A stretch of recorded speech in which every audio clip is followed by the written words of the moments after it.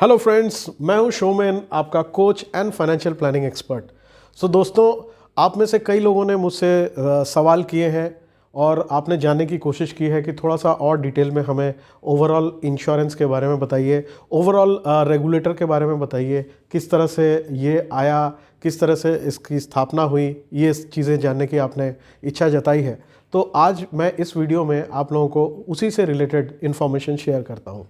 दोस्तों, ये जो बीमा जिसको हम लोग इंश्योरेंस कहते हैं, ये इंश्योरेंस नया नहीं है और ये आपको जानकर बड़ी हैरानी होगी कि भारत में आज़ादी से पहले भी 175 इंश्योरेंस कंपनियां और 70 प्रोविडेंट फंड ऑर्गेनाइजेशंस चलते थे।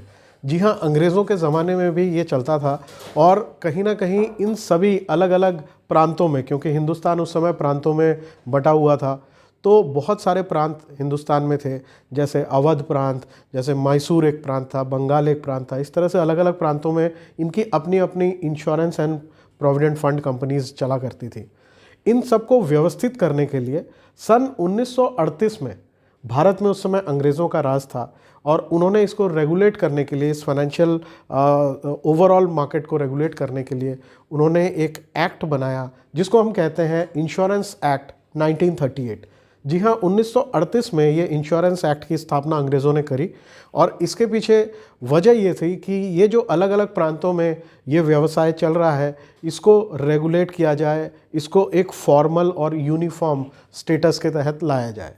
तो दोस्तों, इस तरह से इंश्योरेंस की शुरुआत हुई और अलग अलग समय पे अलग अलग तरीके से ये अपने आगे बढ़ता रहा। सन 1947 में जब भारत आज़ाद हो गया तो फिर उसके बाद में ये सारी कंपनीज, कई सारी इनमें विलय हुआ, कई सारी कंपनीज एक दूसरे को बेच दी गई और अल्टीमेटली एक समय ऐसा आया जब इस मार्केट के अंदर में बहुत ज़्यादा उथल पुथल हो गई। तो सन 1956 में, 1956 में भारत सरकार ने एक अध्यादेश लाया जिसके तहत इन सारी कंपनीज़ को, जो अलग अलग प्रांतों में अलग अलग जगह पे थी, इनको मर्ज करके कॉमन बैनर के तहत ला दिया गया और सरकार ने उसका नाम रखा life insurance corporation of India, यानी कि LIC। तो दोस्तों, 1956 में LIC बनाई गई और उसमें इन सारी कंपनीज़ के बिज़नेस को मर्ज कर दिया गया। इस तरह से LIC 1956 से काम करने लगी और मोनोपोली में LIC ने काम किया बहुत सालों तक। सन 2000 आने से पहले 1994 में प्रिसाइजली भारत में एक बार जब इस चीज़ के ऊपर विश्लेषण हुआ कि बीमे का प्रसार कितना हो चुका है सन 1956 से लेके अब तक, तब ये पाया गया कि शायद प्रसार उतनी तेज़ी से नहीं हो पाया, बीमे का पेनिट्रेशन बहुत अच्छा नहीं हो पाया, बहुत ज़्यादा लोगों तक बीमा पहुंच नहीं पाया। तो इसके पीछे इन्होंने एक कमेटी का गठन किया जिसका नाम था मल्होत्रा कमेटी। इस कमेटी के अध्यक्ष डॉक्टर RN मल्होत्रा थे, जो कि रिजर्व बैंक के एक्स गवर्नर थे। उनकी अध्यक्षता में एक टीम बनाई गई और उस टीम ने विदेशों में जाके अलग अलग जगहों पे, जहाँ पे बीमा बहुत अच्छा चल रहा है, बहुत अच्छी तरक्की पे है, वहाँ पर उन्होंने जानने की कोशिश करी कि ऐसा वो लोग क्या कर रहे हैं जो कि हम इंडिया में कर सकते हैं। तो जब वो कमेटी लौट के आई और उन्होंने अपनी रिपोर्ट दी भारत सरकार को, तो उन्होंने कुछ बड़ी इम्पॉर्टेंट अपने फाइंडिंग्स इसमें बताए। पहली चीज़ उन्होंने बताया कि इस मार्केट के अंदर में एक रेगुलेटर होना चाहिए, यानी एक ऐसी संस्था गवर्नमेंट ऑफ इंडिया की होनी चाहिए जो कि पूरे इंश्योरेंस मार्केट को कंट्रोल करे, उनके ऊपर पूरी तरह से सरकार का कंट्रोल स्थापित हो। सेकेंडली, उन्होंने बताया कि बहुत सारी कंपनीज़ और बहुत सारे अलग अलग हाउसेस काम कर रहे हैं विदेशों में, तो क्यों ना इंडिया में भी कंपटीशन लाया जाए। और क्योंकि एक ही कंपनी काम कर रही है मोनोपोली के साथ, तो इसीलिए शायद विकास नहीं हो पा रहा है, तो क्यों ना हम इसके दरवाजे प्राइवेट कंपनीज़ के लिए भी खोल दें और प्राइवेट कंपनीज़ को भी इंश्योरेंस करने के लिए लाइसेंस प्रोवाइड करें। तो दूसरी चीज़ उन्होंने ये बताई। तीसरी चीज़ उन्होंने बोला कि कई सारे मापदंड हमें लाने पड़ेंगे। ये जो इंश्योरेंस पॉलिसीज़ कंपनियां बनाती और बेचती हैं, वो एक एजेंसी के द्वारा अप्रूव करानी चाहिए, जो कि भारत सरकार के रेगुलेटर के तौर पे भी काम करे, प्लस इन पॉलिसीज़ का प्रीमियम, इन पॉलिसीज़ के फीचर्स वगैरह को अप्रूव करने के बाद ही मार्केट में लॉन्च कराया जाना चाहिए। और समय समय पर ऑडिट भी करना चाहिए ताकि इनकी कार्यशैली पर, इनकी कार्यकुशलता पर पूरी तरह से कंट्रोल और पूरी तरह से गवर्नेंस लाई जाए। तो इन चीज़ों को ध्यान में रखकर सबसे पहले सन 1999 में एक गवर्नमेंट बॉडी की स्थापना की गई जिसको कहते हैं IRDA, insurance regulatory and development authority.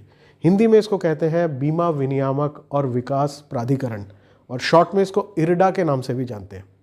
सो ये बॉडी जब बनी 1999 में, उसके बाद से इन्होंने लाइसेंसिंग की प्रक्रिया शुरू करी और बाकी प्राइवेट कंपनीज को लाइसेंस प्रदान करने शुरू किए।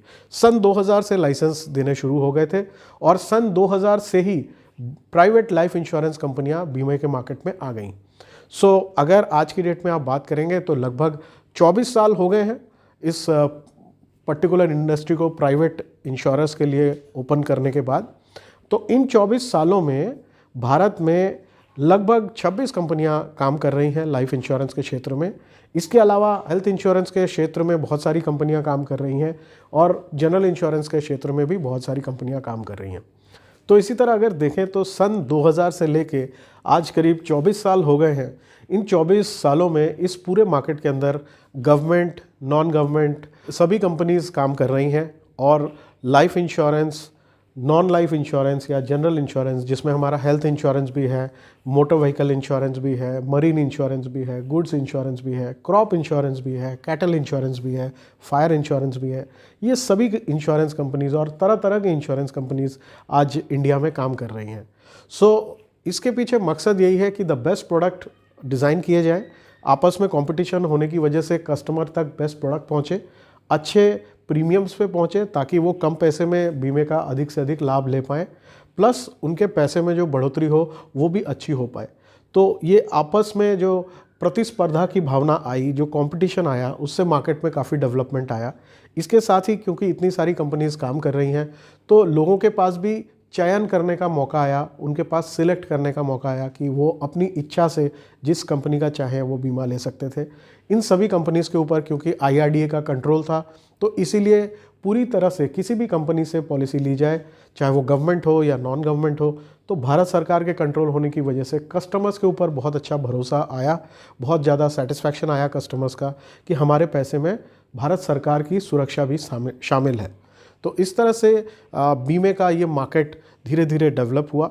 हालांकि अगर हम विदेशों से कंपेयर करेंगे तो ऐसे कई कंट्रीज़ हैं, US है, UK है, जहाँ पर कि 300-400 सालों से बीमा चल रहा है और इससे ज़्यादा भी। तो अगर हम उसके साथ कंपेयर करें तो इंडिया में, भारत में इस समय जो बीमा है वो अपने बचपन में है। We are just in the childhood of insurance right now. But having said that, आगे आने वाले समय में बहुत सारे डेवलपमेंट्स होंगे। आप ऐसी ऐसी चीज़ों का बीमा भी देखेंगे आगे आने वाले समय में जो कि आपके लिए शायद बिल्कुल नया होगा।